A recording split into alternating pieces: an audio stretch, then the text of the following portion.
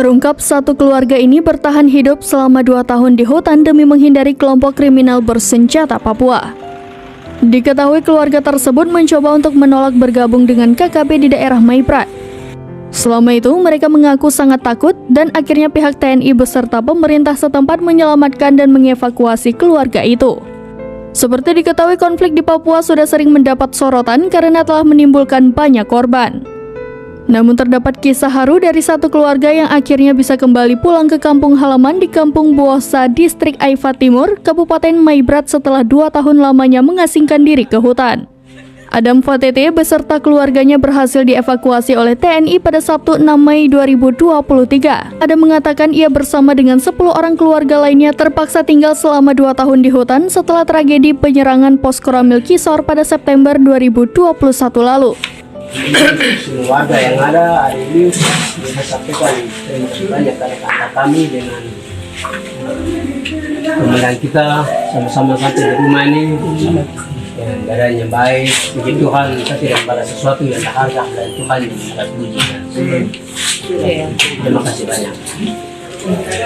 Dalam peristiwa penyerangan itu, 4 prajurit TNI gugur dan 2 lainnya terluka. Masyarakat ketakutan hingga banyak yang mengungsi ke tempat yang dianggap aman. Karena hal itu, Adam Fatete sekeluarga harus menjalani hidup dengan cara sederhana dan bersembunyi agar bisa bertahan dari teror. Pasalnya, KKB tersebut mengajak warga kampung untuk bergabung bersama mereka. Adam yang saat itu menolak ajakan KKB sehingga merasa sudah tidak aman lagi berada di kampung tersebut dan memutuskan tinggal di hutan. Selama itu pula mereka merasa ketakutan untuk kembali ke kampung halaman.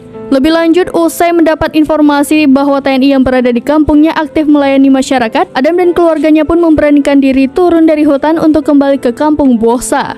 Pemulangan Adam sekeluarga dibantu oleh Satgas Batalion Infanteri 133 Yuda Sakti dan Satgas Batalion Andika Ganes Sakti pun memerintahkan dan Pos Buosa untuk memastikan masyarakat pengungsi kembali dengan aman.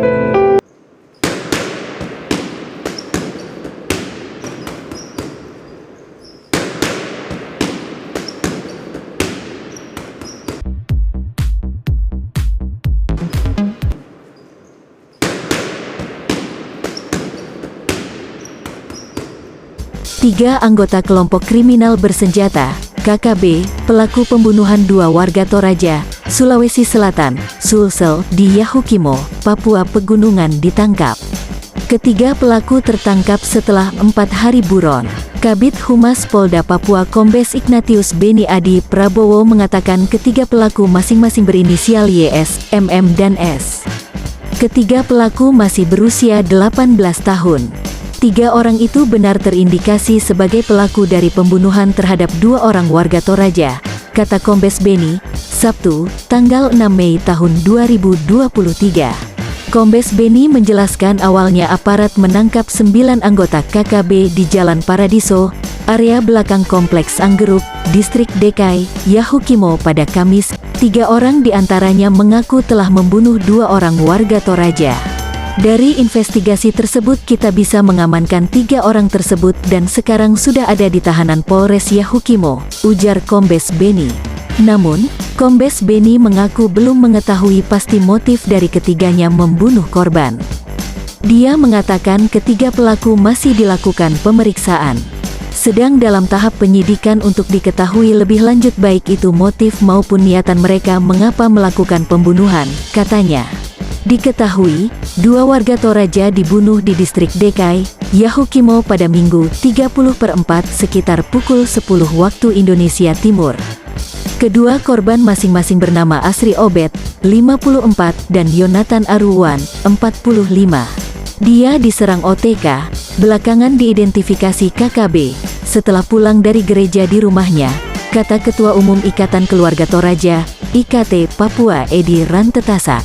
Menurut Edi, para pelaku penyerangan sedikitnya berjumlah 20 orang. Kedua korban diserang di dalam rumah. Informasinya ada 20 orang yang datang menyerang korban di rumahnya, kata Edi.